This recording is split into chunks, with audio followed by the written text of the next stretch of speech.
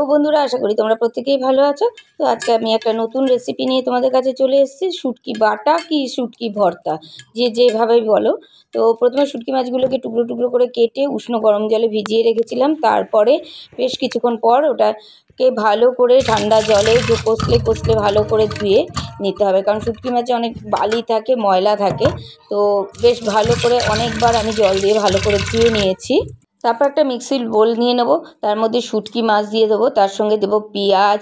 আমি পেঁয়াজ কলি কেটে নিয়েছি। পেঁয়াজ কলি অনেকে দিতেও পারো, নাও দিতে পারো, ছিল ঘরে ফেলে দেবো, মানে নষ্ট হয়ে যাচ্ছে, তাই জন্যই পেঁয়াজ কলিগুলো আমি দিয়ে দিলাম।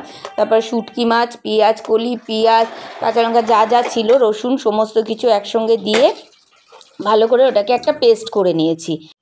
আমার একটা স্টেপ কমপ্লিট হলো, আমার শুটকি মাছ বাটাটা পুরোপুরি কমপ্লিট হয়ে গেল।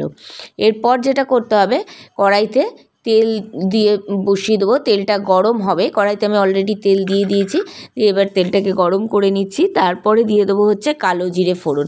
কালো জিরে ফোড়নটা দিলেও দিতে পারো, না দিলেও দিতে পারো, তো আমি কালো জিরে ফোড়ন দিয়েই করি। তারপরে পুরো বাটাটা আমি ঢেলে দিলাম। ঢেলে দিয়ে জারটাকে ভালো করে ধুয়ে ওই জলটাও ওর মধ্যে দিয়ে দিলাম। দিয়ে এইবার আমি ভালো করে নাড়তে থাকবো। অ্যাকচুয়ালি আমি এক হাতে ভিডিও করছি আর এক হাতে রান্না করছি, তো তাই জন্য হয়তো ভিডিওটা একটু কীরকম কীরকম হচ্ছে। তো যাই হোক, তোমরা একটু মানিয়ে নিও। তো তারপরে হচ্ছে এবার এটাকে নাড়তে থাকবো, খুব ভালো করে নাড়তে হবে যাতে নিচে না লেগে যায়। আর এই রান্না বাটাটা পুরোপুরি একদম টাইট হবে, মানে পুরো শুকিয়ে যাবে টানাতে টানাতে। তো যাই হোক, আর এই শুটকি বাটা, ওফ, এক থাল, আমি বলছি তো, 1 চামচ শুটকি বাটা দিয়ে 1 থাল গরম ভাত খাওয়া যায়। এরপর দিয়ে দিলাম হচ্ছে হলুদ, আন্দাজ মতন হলুদ দিয়ে দেবো। আর তারপরেই দিয়ে দেবো হচ্ছে আন্দাজ মতন লবণ। লবণটাও যে যার আন্দাজ মতনই দেবে। আমি সবসময় তোমাদের বলি, হলুদ, লবণ, হলুদ, লঙ্কার গুঁড়ো যাই দেবে নিজেদের আন্দাজ মতন দেবে। তো যাই হোক, এবার নাড়তে থাকলাম, হলুদ আর লবণ দিয়ে খুব ভালো করে নেড়ে চেড়ে নিলাম।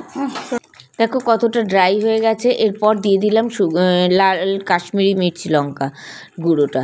তো একটু কালারের জন্য ওই গুঁড়োটা আমি ইউজ করি, নচেত তো তোমরা জানোই হয়তো, যারা আমার ভিডিও দেখো, যে কাঁচা লঙ্কা আর গোলমরিচের ওপরেই আমাদের টোটাল রান্নাটা হয়। তো শুটকি মাছে আমি গোলমরিচের গুঁড়োটা দিইনি, আমি কাঁচা লঙ্কা দিয়েই বেটেছি, দেখেছো। আর এবার লাল কাশ্মীরি মির্চটা দিলাম কালারের জন্য। এরপর টানাতে টানাতে একদম ড্রাই হয়ে যাবে। তো প্রায় হয়েই এসছে, আরও কিছুটা টানাতে হবে। আর ভীষণ হাতে নাড়তে হয়, বাটা যে কোনো বাটাই করতে গেলে কন্টিনিউ নাড়তে হয় যাতে কড়াইতে না লেগে যায়। তো আমার শুটকি বাটা বা শুটকি ভর্তা যেটাই বলো পুরোপুরি কমপ্লিট। তো আজকে এই অবধি, দেখা হচ্ছে অন্য কোনো ব্লগে।